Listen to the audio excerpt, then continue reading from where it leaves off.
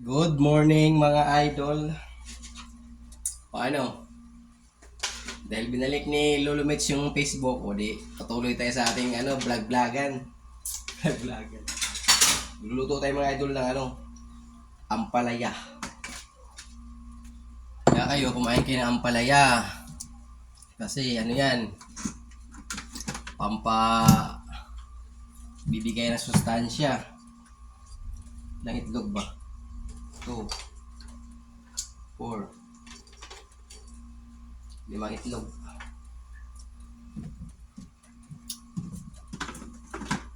Okay. Okay. Kinabahan din ako kagahapon mga idol. Akala ko talaga di nababalik yung Facebook ko eh.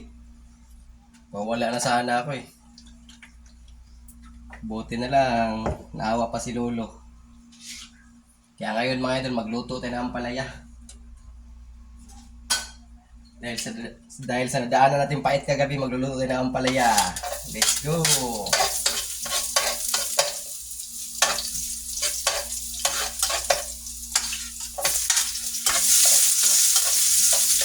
Okay. Tinanong kasi ni Lolo Mitch yung Facebook kasi yung iba kasi naka-online kahit walang ka-chat, kaya sinat down niya muna. Kaya kayo, kung wala kayong ka-chat, huwag kayo mag-online para di magalit si Lolo Mitch. Dadamay kami sa inyo eh. Dami ko pa naman ka-chat. Ay, joke lang. Malayo. Buti na lang bumalik ka agad. Kayo, binalikan na ba kayo mga idol? Kasi bumalik na yung Facebook sa Messenger eh. Kaya ilalagay na natin to. Kung hindi kayo binalikan.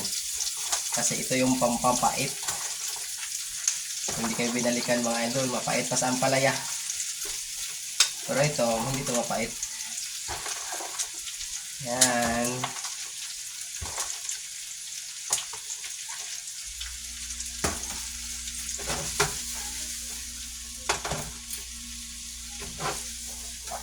Oh. Nice style na mga idol.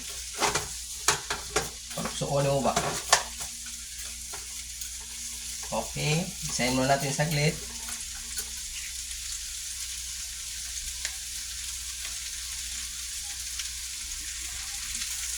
At syempre mga idol, lalagyan natin ng asukal para mabalance yung pait at tamis.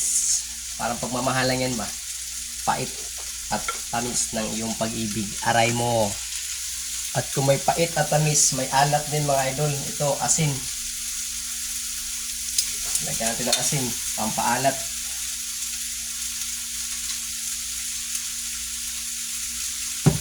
At lalo na to mga idol, ito yung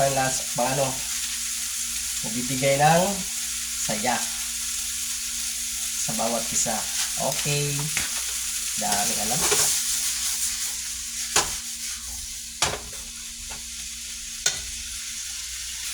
At ito mga idol, yung panghuli natin, ang itlog.